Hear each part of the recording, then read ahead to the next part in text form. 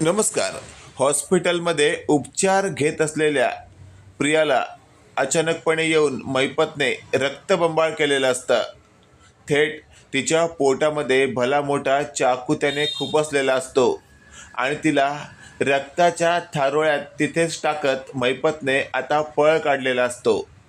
आता प्रियाच्या प्रचंड किंकाळीमुळे सगळंच हॉस्पिटल प्रशासन खडबडून जागं झालेलं असतं आणि लगेचच आता तिला तिथेच ॲडमिट करण्यात आलेलं असतं. आता प्रियावर तर उपचार सुरू असतातच, पण तिच्यावर नेमका एवढ्या मध्यरात्री हल्ला कुणी केला असेल असा विचार आता सगळ्यांच्याच मनात येत असतो. आणि अशातच आता तिथे पोलीस आलेले असतात. पोलिसांनी अगदी बारीक बारीक कसून चौकशी केलेली असते.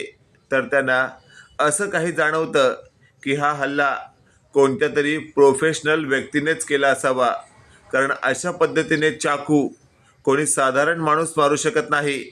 ज्याला या क्षेत्रातील माहिती आहे तोच अशा पद्धतीचे चाकू आणि अशा पद्धतीचा वार करतो.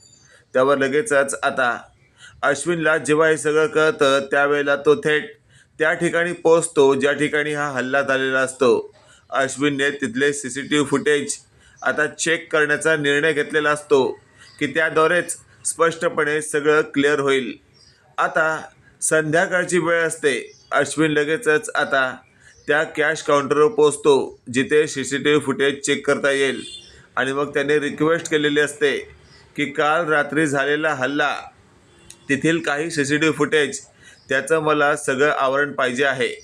त्यावर आता ती काउंटरवर बसलेली लेडी लगेचच आता त्या कालच्या प्रकरणातील CCTV फुटेज काढण्याचा प्रयत्न करत असते. हे सगळं करताना तिला आता खूपच त्रास होत असतो, कारण ती ऑलरेडी काही महिन्यांपासून उपचार घेत असते. अशातच आता दुसरा दिवस उजाडतो. अश्विनच्या हातात तिथले CCTV फुटेज आलेले असतात. त्या CCTV फुटेजमधला मधल्या वेळचा प्रकार पाहून अश्विन हादरतो, कारण चक्क या मैपतनेच प्रियाच्या पोटात चाकू खुपसलेला असतो. त्यामुळे आता अश्विन घाबरतो आणि त्याची फुल घाबरगुंडी उडालेली असते. तेवढ्यात अर्जुन अश्विनला पाहतो आणि बोलू लागतो, काय रे, काय आलं, असं घाबरतोयस का तू? त्यावर मात्र आता अश्विन म्हणत असतो, दादा दादा माफ कर मला, पण खरंच काल जे काही घडलं आहे ना त्यास कारणीभूत ती एकमेव फक्त आणि फक्त साक्षीच जबाबदार आहे. हे वाक्य ऐकल्यावर आता अर्जुन म्हणत असतो, अश्विन काय डोकं फिरलंय का तुझं? ती साक्षी जन्मठेपासाठी तुरुंगात आहे आणि तू तिचं नाव कसं काय घेऊ शकतो? त्यावर अश्विन म्हणत असतो, दादा साक्षी म्हणजे त्या साक्षीमुळेच आपल्या प्रियावर असा हल्ला झाला आहे. आणि ती साक्षी जरी तुरुंगात असेल ना तरी तिचा तो बाप मैपत शिकरे तो आझाद फिरतोय ना, त्यानेच आपल्या प्रियावर हल्ला केला आहे. त्यावर लगेचच आता अर्जुन म्हणत असतो, अश्विन जर असं असेल ना तर माझा तुला शब्द आहे, मी तुझ्या प्रियाला लवकरात लवकर तुरुंगातून बाहेर काढेन, पण त्यासाठी तुला तुला सुधारावं लागेल. त्यावर लगेचच आता अश्विन हात जोडत म्हणत असतो, दादा काळजी करू नकोस तू, अगदी तू बोलशील तसंच वागेन मी. आणि लगेचच आता शेवटी अश्विनला अर्जुनने प्रॉमिस केलेलं असतं आणि अर्जुन आता पुढच्या चौकशीला लागलेला असतो. तर तिथे या अश्विनला अशी माहिती मिळते, काल रात्री आलेल्या मैपतचं हातातलं लॉकेट हॉस्पिटलमध्येच पडलं आहे. आता त्या लॉकेटला थेट तिथून न हलवता अश्विनने पोलिसांना बोलवलेलं असतं. आणि लगेचच अश्विन म्हणत असतो, इन्स्पेक्टर साहेब, काल इथेच माझ्या बायकोवर हल्ला झाला आणि हल्ला करणारा व्यक्ती दुसरा तिसरा कोणी नसून एक नंबरचा गुंड तो मैपत आहे. बघा या CCTV फुटेजमध्ये क्लिअर दिसतंय, मैपत माझ्या बायकोवर वार करत आहे आणि त्यावेळेला त्याच्या हातामध्ये एक ब्रेसलेटसुद्धा आहे आणि ते ब्रेसलेट हे बघा इथे बाजूलाच खाली पडलं आहे. त्यावर लगेचच आता इन्स्पेक्टर साहेबांनी आपल्या रुपालामध्ये ते ब्रेसलेट घेतलेलं असतं आणि थेट अश्विनला असं म्हटलेलं असतं, काळजी करू नका तुम्ही, या नालायक माणसाला आम्ही लवकरात लवकर त्याची जागा दाखवू. आणि लगेचच आपण पाहतोय आता मैपतपर्यंत ही बातमी पोचते आणि लगेचच आता मैपतने ठरवलेलं असतं, काही महिन्यांसाठी अंडरग्राऊंड झालं पाहिजे नाहीतर हा अश्विन आणि अर्जुन मिळून मला चांगलंच कुदवून काढतील. त्यामुळे आता थेट अश्विन आणि अर्जुन आपल्या काही ग्राफिक टूरवरती निघून जातात.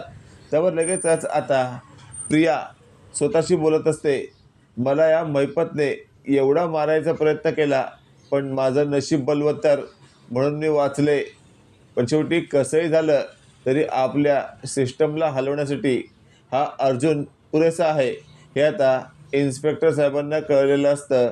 आणि इन्स्पेक्टर साहेबांनी शेवटी ठरल्याप्रमाणे अर्जुनला साथ देत अर्जुनच्या विरोधात असणाऱ्या त्या मैपतला चांगलाच धडा शिकवलेला असतो. त्या मैपतला शेवटी अर्जुन सरांनी असं म्हटलेलं असतं, काही हो दे, पण वेगळं काही करायचं नाही आणि कोणाच्या नादाला तर लागायचंच नाही. आता अश्विनला कळून चुकल्यामुळे अश्विन गपगुमान असतो आणि मग शेवटी त्याने पोलिसांना रिक्वेस्ट केलेली असते आणि पोलीस येऊन या मैपतची चांगलीच आता धरपकड करतात. अचानकपणे आलेल्या पोलिसांना पाहून मैपत म्हणत असतो, तुम्ही अशा पद्धतीने मला अटक करू शकत नाही. त्यावर लगेचच आता मैपत शेवटी म्हणत असतो, मी मारलं त्या प्रियाला आणि माझी जी काही एक इच्छा होती ती माझ्या भाषेमध्ये पूर्ण झाली आहे, असं मैपत म्हणत असतो.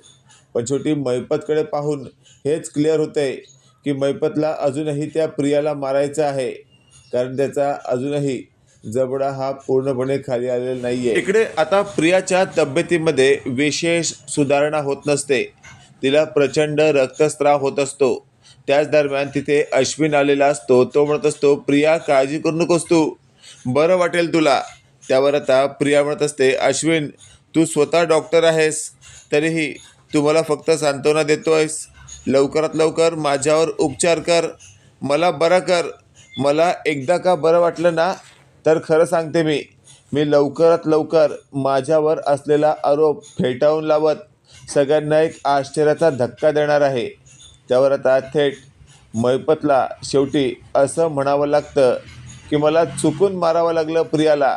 मला तर खरं या अर्जुनला मारायचं होतं, पण अर्जुनला मारणं तितकंसं पॉसिबल नाही आहे. त्यामुळे मी थेट या प्रियावर हल्ला चढवला. शेवटी प्रियाला मारून मैपतने मला पश्चाताप होत नसल्याचं म्हटलं आहे. त्यामुळे आता मैपतला शेवटी 4 लोकांनी असं म्हटलेलं असतं, आम्ही तुमच्यावर एवढा विश्वास ठेवला, पण तुम्ही आमच्या बाबतीत असा गैरसोयीचा वेळ का घेता. त्यावर लगेचच आता अश्विन शेवटी ठरल्याप्रमाणे काय बोलणार. तेवढ्यात अश्विनला आता प्रियाने गप्प केलेलं असतं. मित्रांनो, आजच्या या भागाबद्दल तुम्हाला काय वाटतं कमेंट करून नक्की कळवा आणि असेच नवनवीन अपडेट पाहण्यासाठी व्हिडिओला लाईक आणि चॅनलला नक्की सबस्क्राईब करा. धन्यवाद.